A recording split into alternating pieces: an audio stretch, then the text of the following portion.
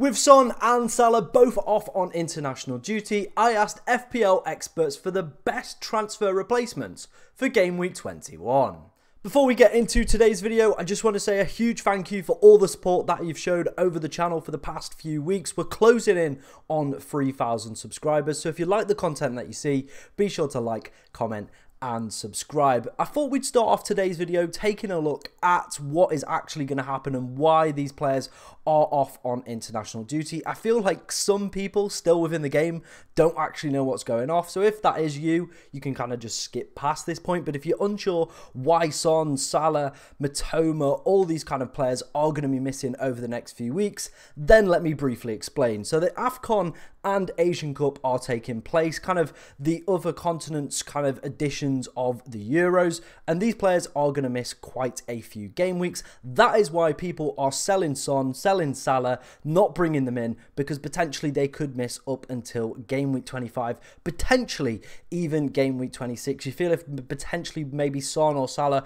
goes on to win this tournament, there could be kind of extended period of times off, you know, with celebrations, stuff like that. So that is why people are potentially looking for replacements, and I have asked my good mates in the FPL community for their top transfer recommendations for this week. So let's go and take a look at some of those. So starting off, we've got 5 players that I think, well, my experts think could be perfect replacements for both Son and Salah in game week 21. So we're going to start off with Diogo Jota coming back from injury. He's now picked up 2 goals and 2 goals. No, he's not. He's picked up 2 assists, 1 goal over the past 5 game weeks. And well, I say past 5 game weeks. He's only actually played 2 games so far. Limited minutes for him. That's why his data and his points do look kind of down compared to the rest of the players on this list. But with him putting in strong performances off the bench in kind of the return of him back from injury, I definitely think he's giving Klopp a little bit of a headache. Nunes in front of goal could have easily had a hatful of kind of goals and assists last night, but he just hasn't got that clinicality, hasn't got it in his game. I don't think he ever will. He's always a player who's going to get plenty of opportunities, but never quite clinical. Whereas Diogo Jota, I feel he thrives off the little chances that he has, clinical in the air as well. The fixtures for Liverpool, they aren't like amazing. Bournemouth, who've been in pretty good form. Chelsea, who on seems somewhat of a revival. Arsenal as well, potential title contenders for them. Then it's Burnley, Brentford, Luton, Nottingham Forest, and you do feel probably towards the latter of those positive fixtures, Mohamed Salah is going to be back anyway, so you probably would be taking Diogo Jota out. So I think fixture-wise, I'm not 100% convinced, but Liverpool do look to be one of the best teams in the league at the moment.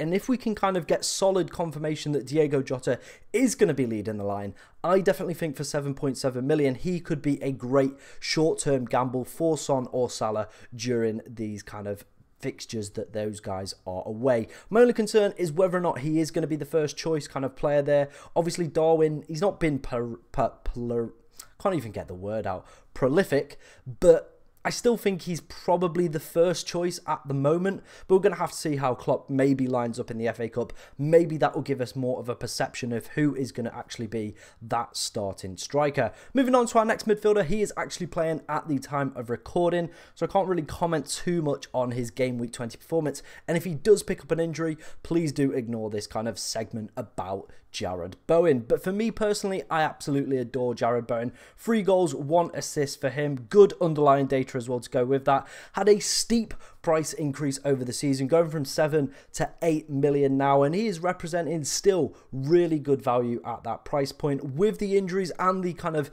loss of Kudus to international duty, he will be the main kind of striker attacking option for West Ham going forward over the next few weeks. The fixtures for the next 2, definitely pretty positive. Sheffield United and Bournemouth. Then it's United and Arsenal, a little bit more tricky. Nottingham Forest after that as well. They're on a new kind of manager bounce. But then Brentford and Everton, they're teams that are kind of in a little bit of a dip at the moment, but by the time those game weeks actually do come around, it could be March, so we could have a completely different picture. But I really like Jarrod Bowen. He's a player who plays 90 minutes most weeks and is just excellent to own.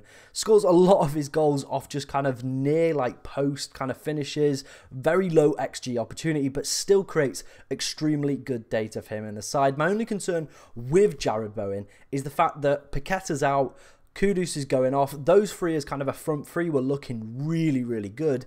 Now is the case, maybe in this Brighton game we're going to see it, how he actually gets on without these players and whether or not his creativity is still there and whether or not he is still getting kind of the same opportunities to go and score goals. That's my only concern with Bowen, but other than that, I do think he is a very, very smart transfer to go for. Keeping with, well, the Spurs theme, if you were potentially going to take out Son, it is Repcalments. Now, he has been in good form, to be honest. 5 goals from his past 5 game weeks. As you can see, pretty good data. The highest scoring player as well on this list with 41 points over the past 5 game weeks. 6.8 million and only 6.8% owned. And if you look at the Spurs fixtures, they're actually pretty good all the way up until around game week 32. So maybe even when Son is back, you could actually keep Richarlison if he manages to keep that striker position and kind of have 2 Spurs midfielders and hope for the best. You're looking at it, this week they're going to be playing Manchester United, but that's not really a grey or a red fixture anymore. Then it's Brentford, who are in a little bit of turmoil. Then Everton, again, very similar kind of perilous position that they're in at the moment with their form.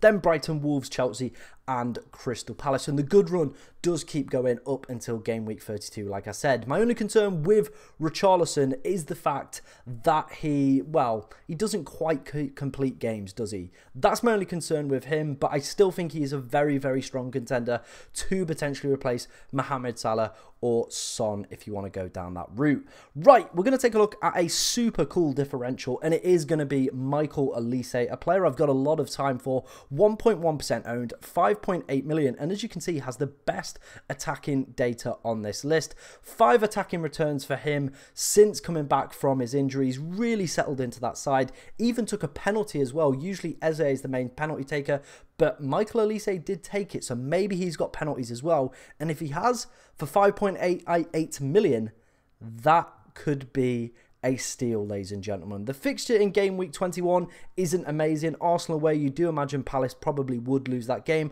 But after that, Sheffield United, Brighton, Chelsea, Everton, Burnley and Tottenham. So a very, very good run. I think potentially he could personally wait until game week 22. That might be a more appropriate time to potentially bring him in to your sides with that Sheffield United fixture. So maybe one that you want to replace. Obviously, if you've not got 2 free transfers and you can't quite replace maybe both Son and Salah this game week, or maybe you've got Kudus as well, Olise could offer that option for me personally in game week 22.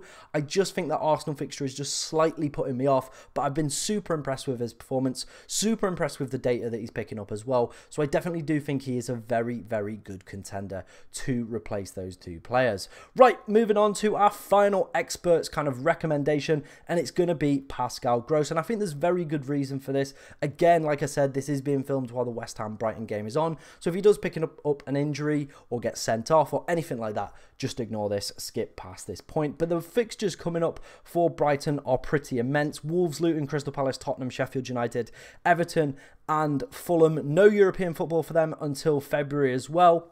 And Pascal Gross is a very much kind of a staple of that Brighton side. And as you can see, has been picking up pretty good numbers as well. 1 goal, 3 assists, good underlying data, actually outperforming Jarrod Bowen and Richarlison over the past 5 game weeks. And for 6.4 million, I don't think you can go wrong with those fixtures. I think he is a little bit kind of a niche, a little bit rogue pick that not too many people in the community are talking about. But my experts have found him, and I think they've done a very good job here. They're getting my seal of approval. To be honest, all the players that have been recommended are getting my seal of approval. Michael Olise, I'd probably say, is one more for game week 22. And Diego Jota, I think we need to kind of see what position that he's potentially going to play. But the rest, I would very much highly recommend going for this game week. Moving away from the midfielders, a few of my experts actually recommended Erling Haaland as well, and there's very good reason for that. It does look like he is going to be back for game week 21 against Newcastle United. Now, I didn't think it would be fair to put up his last 5 kind of stats, or his stats from the season as a whole, because I don't think that really reflects the current kind of situation that's going off at Manchester City, and what is potentially going off at his kind of opponent in game week 21, Newcastle United. As you can see on screen, the 2 graphics right now, one is from the game last night against Liverpool, where Liverpool amassed 34 shots, 15 on target, and expected goals of 7.27, the highest in the Premier League this season. Absolutely astounding, that number. Like, I don't think I've ever seen a game where it be so one-sided as well. And as you can see from the graphic on top, this is Newcastle's last 5 games, and as you can see, XG conceded again 16.26 over the past 5 game weeks. It puts them at rock bottom amongst defences in the Premier League at the moment. Now, I know they've had obviously injury issues, players coming in and out of the squad, but even still, they've got some good players in that back line. And to be conceding this kind of like many opportunities and XG conceded and goals as well, they are due a big bumming, to be honest, off someone. And if Haaland is fit and available for game week 21, he could be absolutely incredible and essential as well. So I get why some of my experts are potentially kind of recommending going for the big man, getting him back in your side if you don't already own him, because I think he's very easy captaincy material with the defensive data that Newcastle are putting up so far this kind of festive period going into the new year.